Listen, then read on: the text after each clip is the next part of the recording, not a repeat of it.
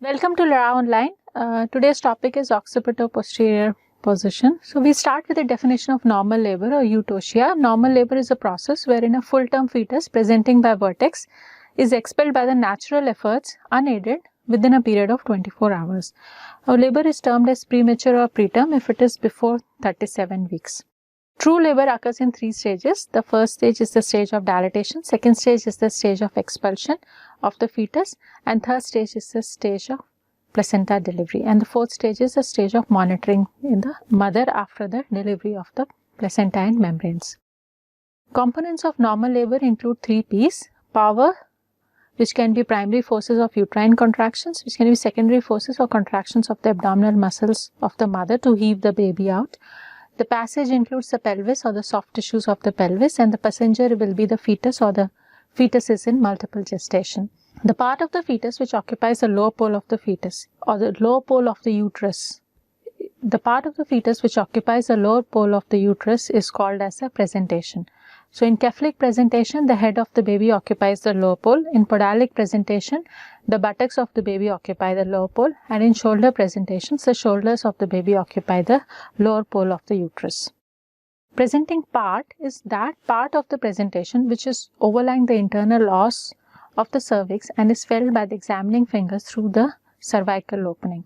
So in cephalic presentation, the presenting part may be vertex, which is a fully flexed head, the face, the fully extended head, or a brow when the head lies in between the full flexion and full extension, or when it is a partial extension of the fetal head. What is denominator? Denominator is an arbitrary bony fixed point on the fetal presenting part whose relationship to the various quadrants of maternal pelvis is being talked about, and in the vertex presentation, occiput is the denominator.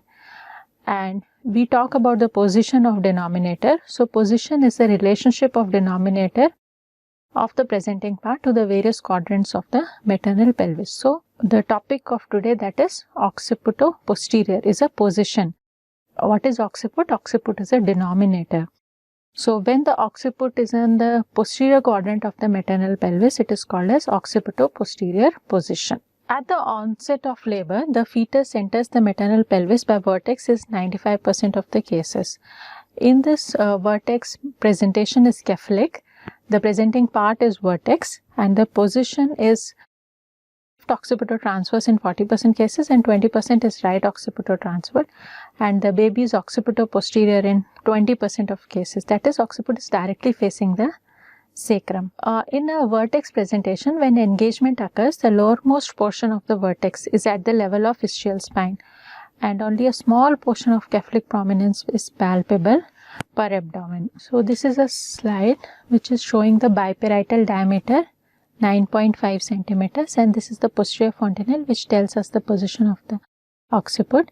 This is the anterior fontanelle which tells us the position of the inciput. This is the midline sagittal suture.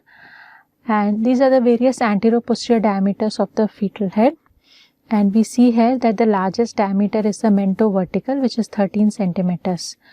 In a well-flexed head, it is suboccipito-bregmatic, which is 9.5 centimeter flexed vertex presentation, suboccipito-frontal, that is 10.5 centimeter in a partially deflexed vertex.